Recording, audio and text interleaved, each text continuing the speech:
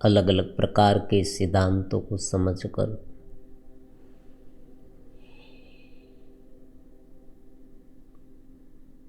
उस व्योमवत चेतना में जो हमारे भीतर आत्मस्थ है उसमें रहना है, उसे जानना है। आत्मज्ञान को जाने बिना चाहे कुछ भी पास क्यों न हो, सब कुछ शून्य के बराबर है। बहुत सारे शून्य हैं लेकिन आगे एक नहीं है, तो उनकी क्या कीमत।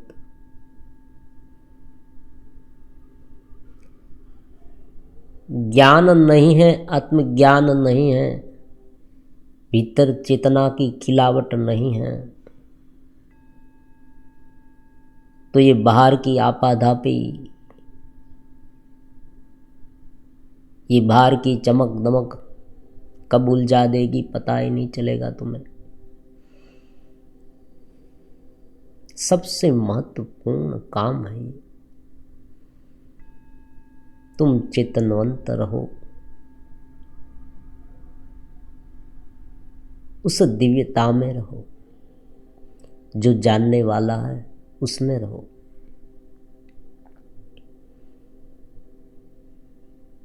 आज एक महत्वपूर्ण गुत्थी पर बात करेंगे, देहात्म बुद्धि क्या है। एक ऐसा मैसेज मिला था, कोई एक साधक मित्र ने पूछा था कि शरीर में रहते हुए भी मैं आत्मा हूँ और शरीर को आत्मा ऐसा कैसे माने। हम तो शरीर में रहते हैं ना। अगर कोई व्यक्ति ये कह दे कि मैं तो आत्मा हूँ, मैं ब्रह्म हूँ, मैं चेतना हूँ, तो क्या इनका शरीर चलेगा?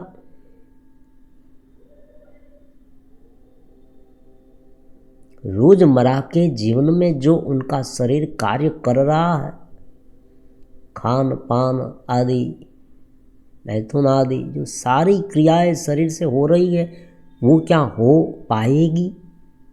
क्या उसे भूख लगेगी? क्या उसे प्यास लगेगी?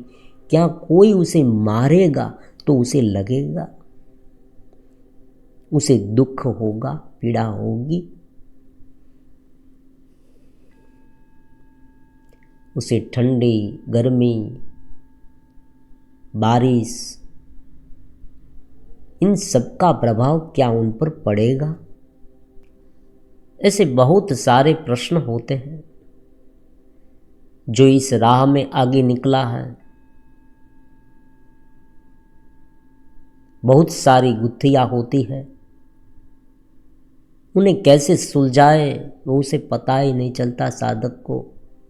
और साधक कभी गुमराह हो उठता है, कभी उसे संशय होने लगता है, कभी उसे ये भी लगता है कि ये मार्ग जो है वो केवल किताबी है, ये वास्तव में अनुभव में नहीं आता। लेकिन बात ऐसी नहीं है, अनुभव से बता रहे हैं, ये निरति से चेतनवंतता का मार्ग है, ये अनुभव में आएगा। स्वस्वरूप का अनुभव होता है, अपने आप का अनुभव होता है, चेतना का अनुभव होता है, वो भी किसी भी प्रकार के सहायता के बिना। मतलब आनंद चेतनवंतता का अनुभव कोई इंद्रिय के माध्यम से नहीं होता, वो अपने स्वरूप को अपने आप पहचानती है, अपने स्वरूप का अनुभव अपने आप होता है। वो स्वयं अपने आप का अनुभव कर पाता है। जैसे सूरज है, सूरज, उन्हें देखने के लिए दूसरे सूर्य की आवश्यकता नहीं रहती। देहात्म बुद्धि क्या है ये?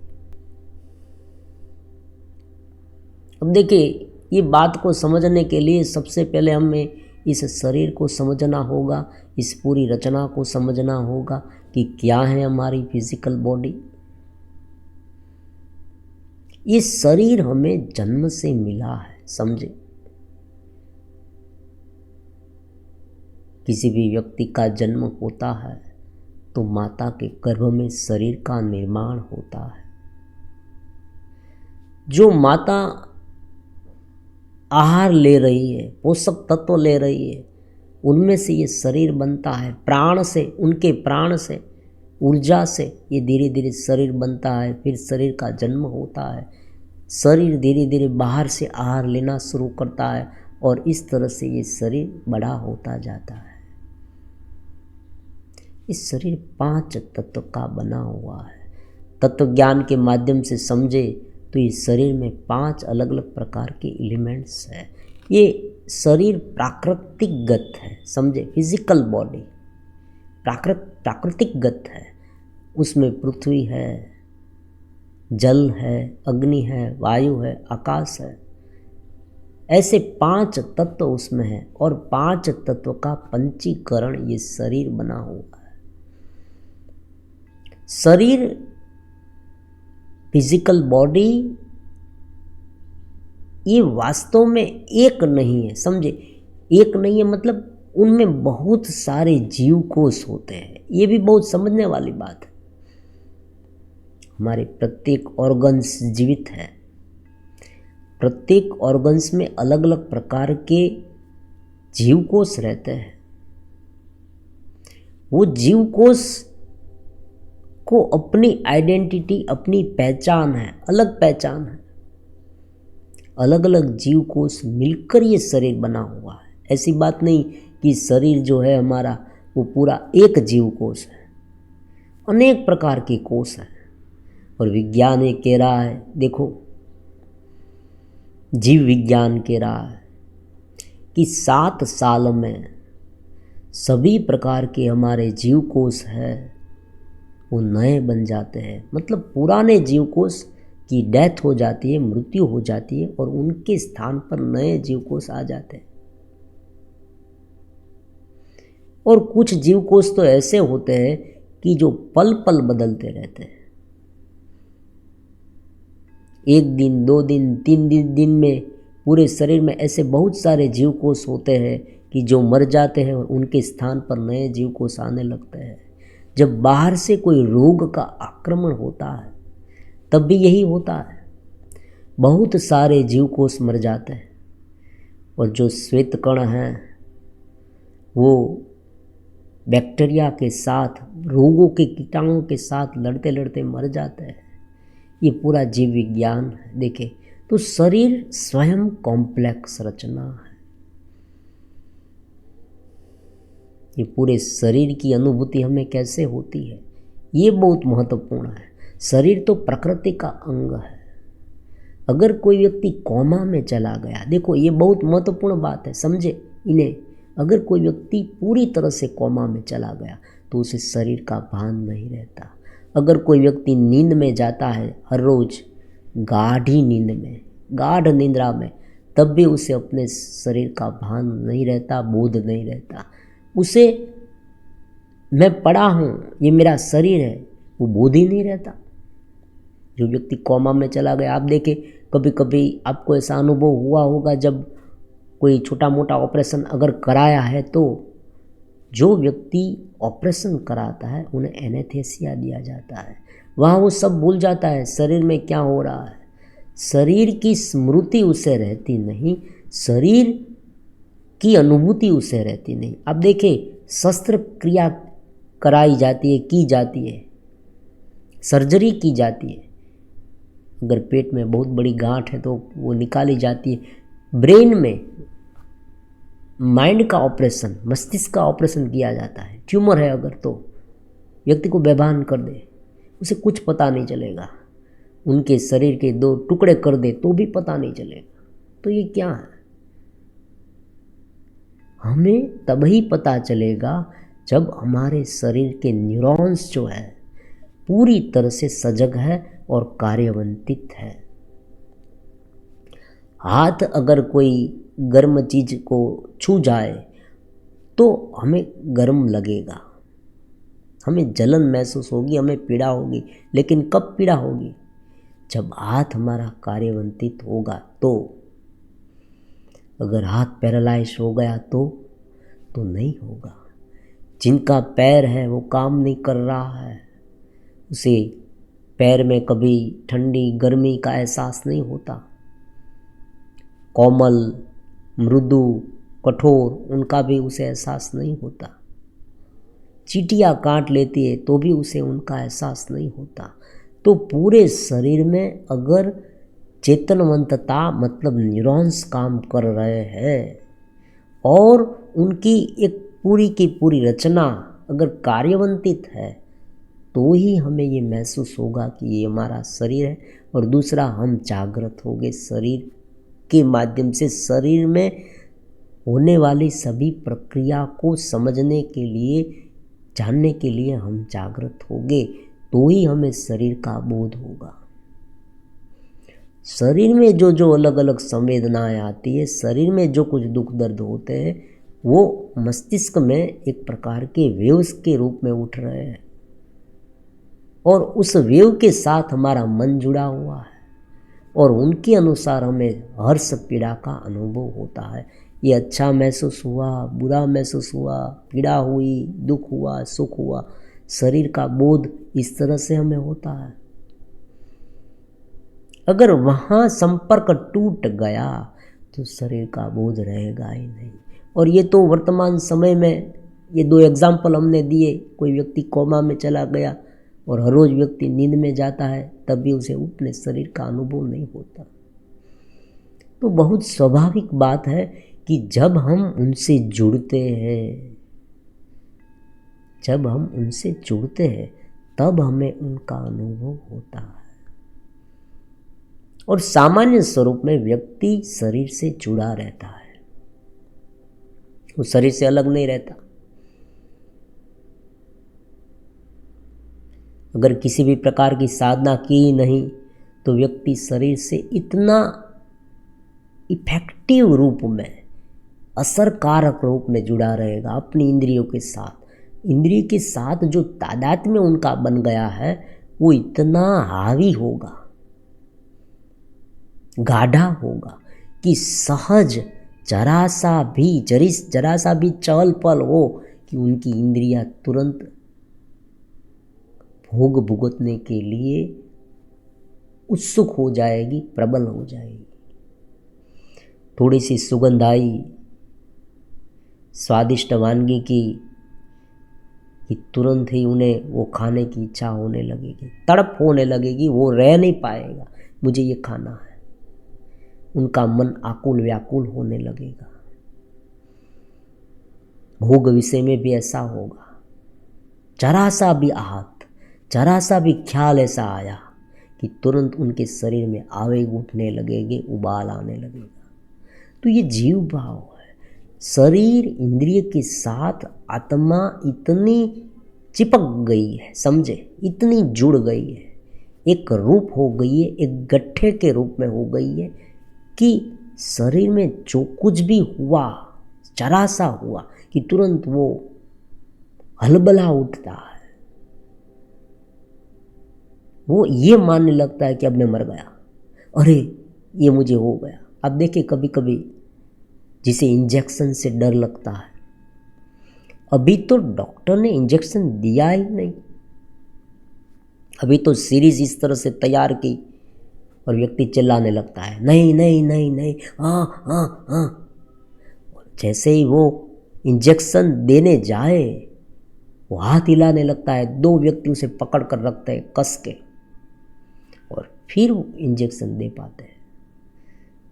तो इसे देहात्म बुद्धि कहते हैं। देह के साथ इतना तादात्म्य बन जाना। तो इतनी चर्चा के बाद हमें ये मालूम हुआ कि मन जो है, जीव जो है, जो आत्मा है, वो इस घेरे के साथ, इस शरीर के साथ इतना एकाग्र हो गया है, उसे देहात्म बुद्धि कहते हैं। शरीर ही है, बस, दूसरा कुछ नहीं है, क्योंकि उसने कोई साधना नहीं की है, वो मन में रहता है। बिन साधक बिन चेतस व्यक्ति, देखो बहुत वैज्ञानिक बात है, योग और ज्ञान को साथ में लेकर चलेंगे तो विज्ञान आ जाएगा, स्पष्ट रूप से समझी जा सके ऐसी ये बात है, इसमें कोई नवीन नहीं है। सूक्ष्म शरीर को तो बाद में समझेंगे, क्योंकि कभी कभी कोई व्यक्ति सूक्ष्म शरीर के बारे में अलग अलग प्रकार के आर्गुमेंट्स करता है, वो कहता है कि सूक्ष्म शरीर होता है या नहीं होता ये सब, लेकिन यहाँ इस स्थूल शरीर को तो समझा जा सकता है। स्थूल शरीर होता है, स्थूल शरीर में अलग अलग प्रकार के जीव कोष होते हैं, ये सभी जीव कोष मिलकर ये शरीर बनता है। अगर शरीर के न्यूरॉन्स काम नहीं करते तो शरीर का अनुभव हमें नहीं होता, शरीर का कोई एक भाग बेकार पड़ा रहता है, समझे। आजकल ये बहुत हो रहा है, ये रोग भी इसलिए हो रहा है, ज्ञान नहीं है, समझे। एक आत्मज्ञान से इतने बड़े बड़े फायदे होते हैं, डिप्रेशन गायब, स्ट्रेस गायब, चिंता गायब, हताशा गायब, भय गायब, नृत्य से आनंद में रहना सहज हो पाएगा। आजकल के बहुत सारे रोग जो मेंटल डिजीज है, समझे,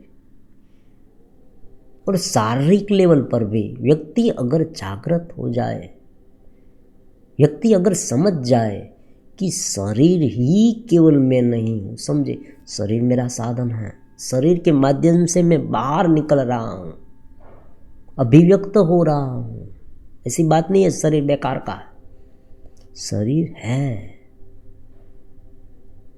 जो संस्कार बन गए हैं वो इस शरीर के माध्यम से ही रिलीज होंगे, दूर होंगे। ये भी एक बहुत बड़ी पहली है, ये भी एक गुत्थी है, उन्हें भी सुलझाने की कोशिश करेंगे, समझने की कोशिश करेंगे कि शरीर में जब है हम, हमारी जितना जागृत है तब ही उनमें सुधार संभव है, समझे।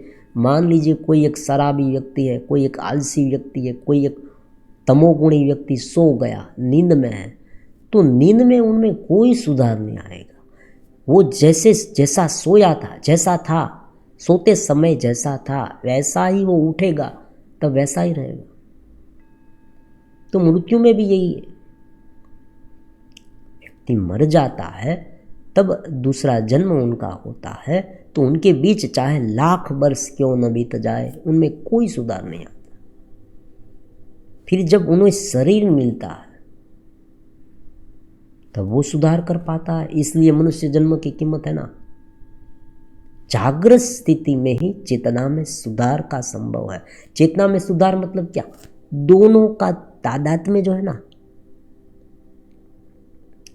मन, वृत्ति, स्मृति, बुद्धि, अहम वृत्ति, ये सब मन के घेरा बनता है।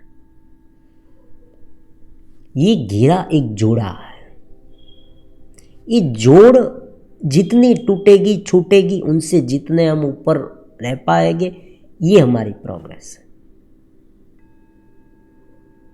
कोई व्यक्ति इस शरीर के साथ जुड़ा हुआ है, सभी व्यक्ति जुड़े ही होते हैं। देखो कोई व्यक्ति शरीर के बाहर नहीं निकल जाता, इनका मतलब ये नहीं है कि शरीर के बाहर निकल गए। हाँ, आप निरुद्ध चित्त में चले गए तो शरीर का बोध नहीं रहेगा। जिस तरह से शस्त्र क्रिया से, समझे, कोई एक एनेस्थेसिया दिया गया, कोई रासायनिक क्रिया से, कोई मेडिसिन से व्यक्ति के चेता तंतु को सुलाया जाता है, उसी तरह से जागृत स्थिति में रहकर योगी अपने स्वरूप में लीन हो जाता है। तब वो वापस ले लेता है प्रत्याहार, समझे, प्रत्याहार, वापस ले लेना, अपनी चेतना को इंद्रिय में से वापस ले लेना, अपने स्वरूप में लीन कर देना, जहाँ से वो निकली है।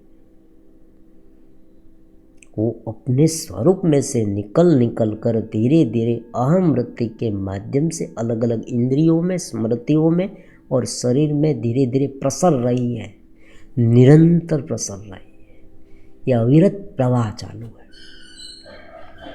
शरीर का बोध हमें हो रहा है, हाथों का हमें भान हो रहा है, उनका मतलब ये हुआ कि हमारा कांटेक्ट चालू है, हमारे घर में लाइट शुरू है, उनका मतलब ये हुआ कि थर्मल स्टेशन में से निरंतर बिजली का करंट हमारे घर तक पहुंच रहा है। चेतना शुरू है, चालू है। तो कोई शस्त्र क्रिया से, कोई रासायनिक क्रिया से, या कोई दवाई से, या कोई काटने से कुछ उसमें अंतराय आ जाए, उनके माध्यम से शरीर का बोध नहीं भूलना है, लेकिन जागृत में रहकर चेतनवंतता को अपने स्वरूप में लीन करना है। उसे देहात्म बुद्धि से रहितता कहते हैं। देहात्म बुद्धि, देह में आत्मबुद्धि नहीं रखनी, उनसे ऊपर उठना कहते हैं उसे। देह को आत्मा मान लेना नहीं है।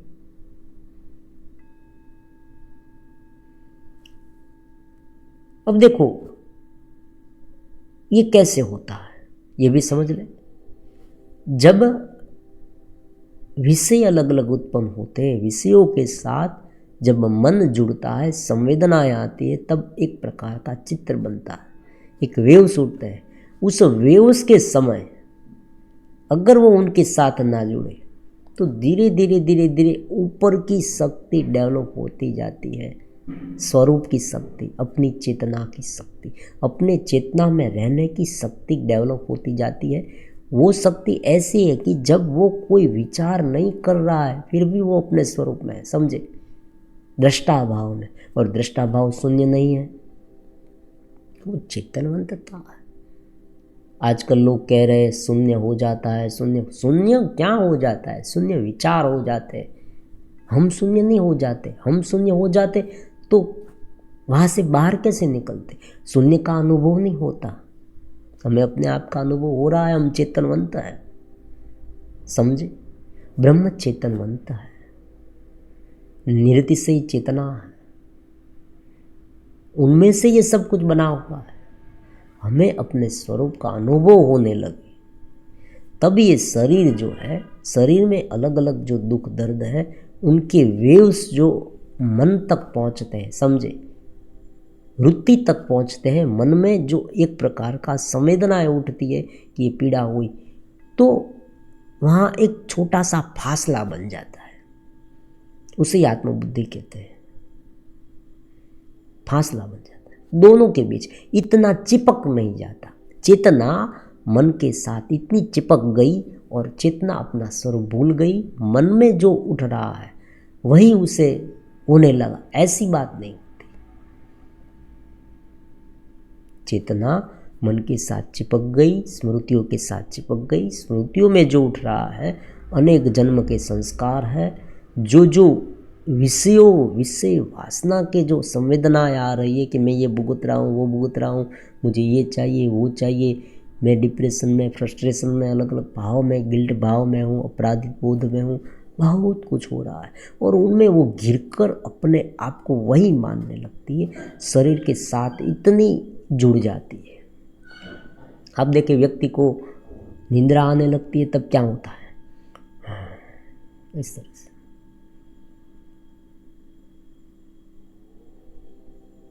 वो अपनी चेतनवंतता को भूल जाता है। निंद्रा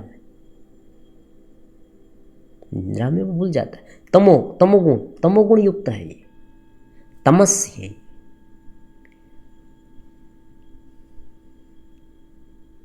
आलस्य आने लगना, तंद्रा में डूब जाना, कोई ऐसे अतरंगी ख्याल में डूब जाना। देखो कोई बैठे बैठे व्यक्ति सोच रहा है,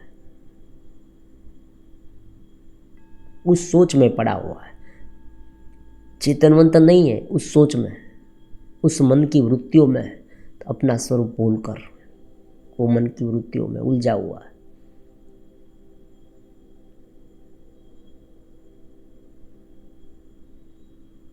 वो कैसे मालूम होगा कि वो चेतनवंत नहीं? देखो परिणाम क्या होता है उन पर सब आधारित है।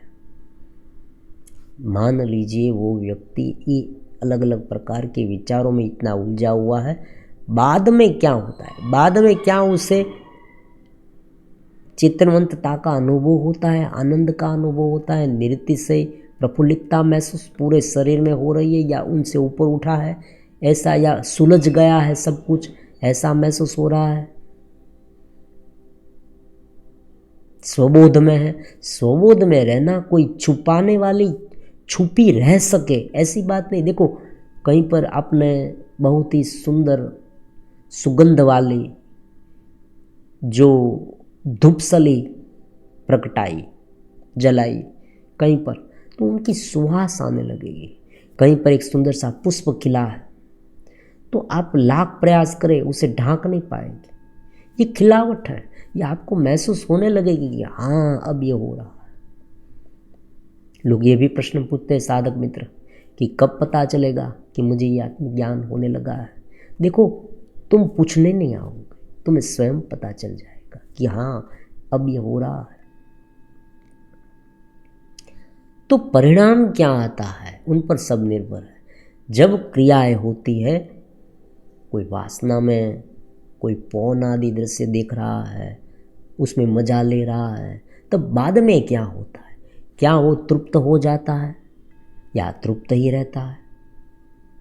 देखो वो देखने के बाद उसे गिल्डभाव होता है, वो पूर्ण नहीं हो, वो तृप्त नहीं होता, फिर से देखने की इच्छा होती है, अधूरा सा रहता है। सभी प्रकार की क्रिया में बाद में व्यक्ति थोड़ा बहुत तो डिस्टर्ब हो जाता ही है, सभी क्रिया में।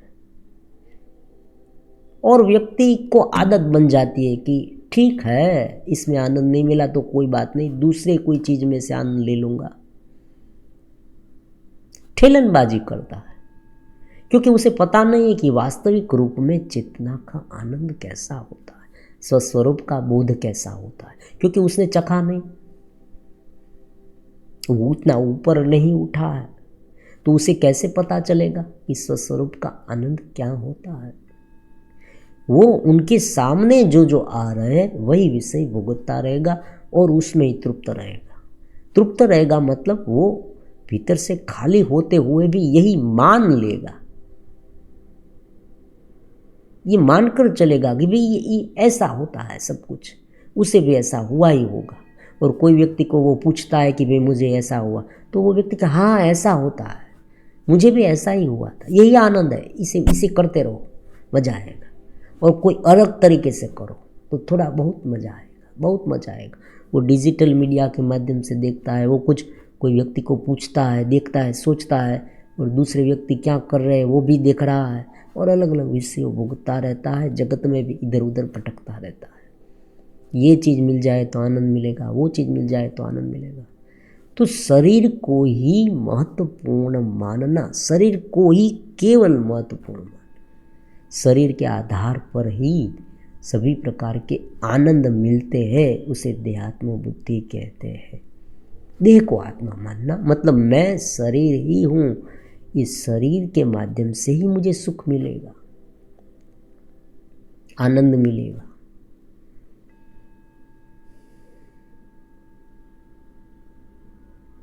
और वो व्यक्ति को जो मिल रहा है वो आधा अधूरा होगा। आप सब जानते हैं शरीर जो है, आप लाख प्रयास करें, शरीर कभी भी परमानेंट जैसा है वैसा नहीं रहेगा।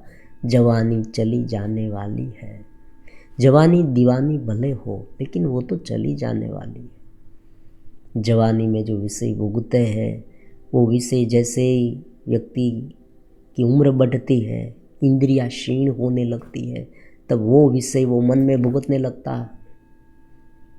विषय कितना भी चाहे भुगत ले, एक बार प्रयास करके देखे, और हर एक व्यक्ति को ये अनुभव हुआ है, विषय भुगतते भुगतते व्यक्ति को तृप्ति मिलती नहीं। हाँ तृप्ति मिलती है थोड़ी क्षण के लिए, जब विषय भुगता तब वो थक गया, उसे थोड़ी तृप्ति मिली, लेकिन फिर से वही विषय की चाल होने लगती है कि यही भुगत फिर से।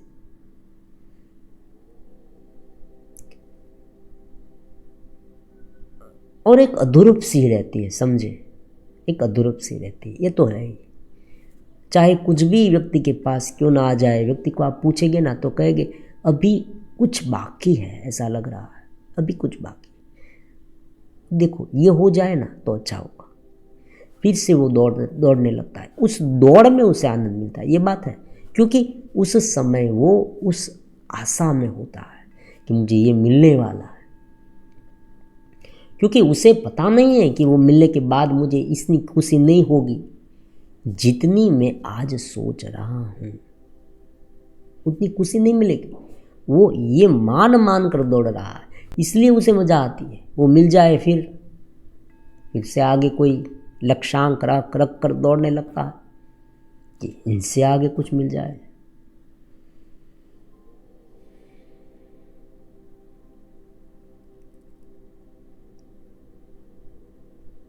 चेतनवंतता का अनुभव, निरति से आनंद का अनुभव, अपने स्वरूप का अनुभव जब होने लगता है, तब ये जो बाहर का है, बाहर के अलग अलग विषय है, वो सारे विषय सहज लगने लगते हैं।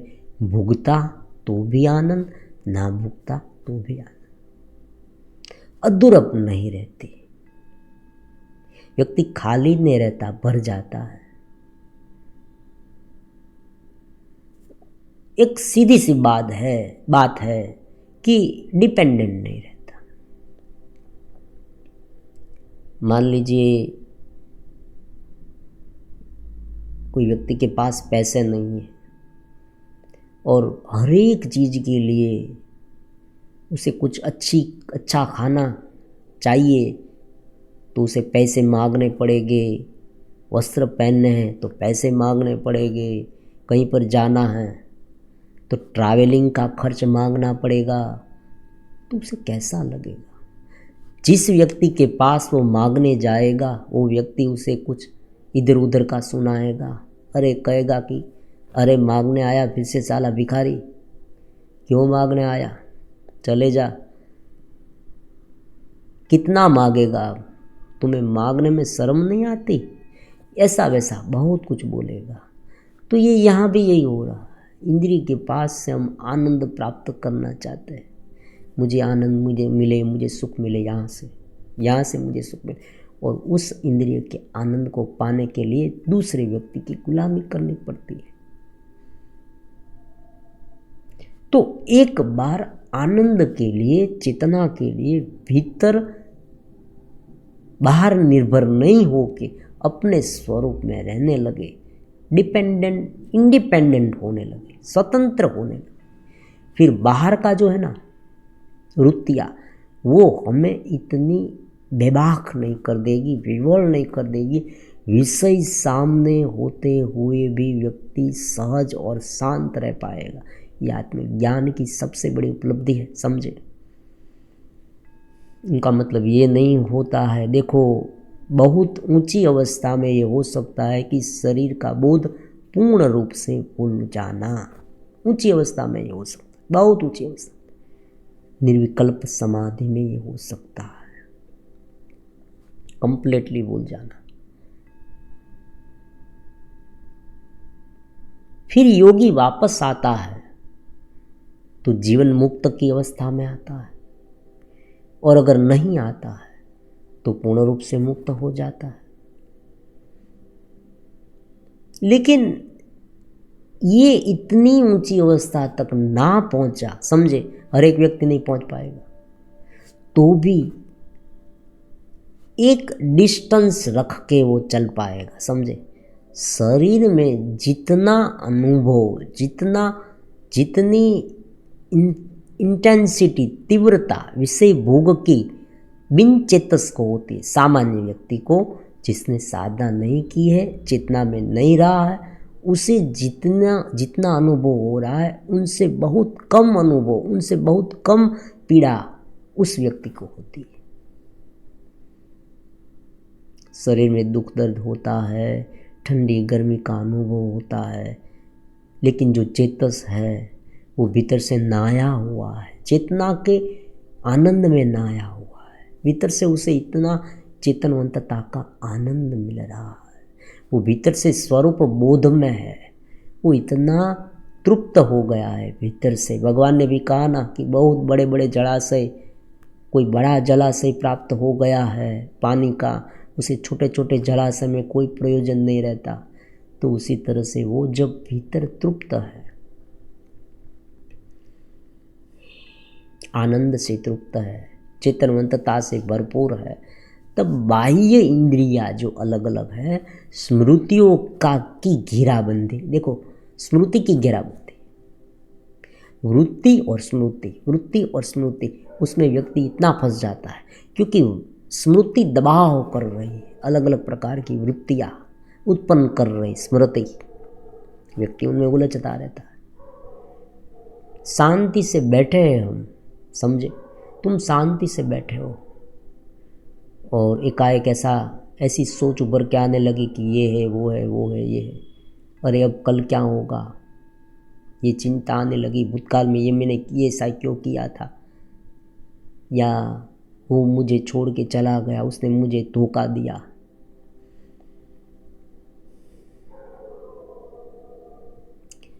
मैंने उनका कितना अच्छा किया था और उसने मेरे साथ क्या किया। कुछ अलग अलग प्रकार की स्मृतियाँ बाहर आने लगती है, या कोई विकारी चिंतन होने लगता है। सब कुछ हो सकता है, क्या कुछ नहीं हो सकता है। और उसमें भी अगर बिन चेतस है,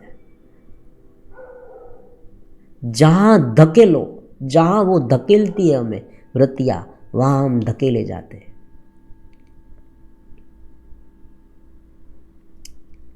एक पशु की तरह, जिस तरह से कोई पशु है, उसे लकड़ी से कुत्ता है, कुत्ता कहीं पर बैठता है, आप लकड़ी लेकर पीछे दौड़ते हैं, चलो हटो हटो यहाँ से, मारो साले, वो दौड़ कर वहाँ जाता है, वहाँ बैठता है, वहाँ कोई मारता है। तो उस तरह से अलग अलग विषयों के लिए, अलग अलग वृत्तियों के लिए, अलग अलग विचारों के लिए, अलग अलग देह के लिए, शरीर के, सब कुछ बाह्य जगत की चीज वस्तुओं के लिए व्यक्ति दौड़ता रहता है और अंत में चला जाता है।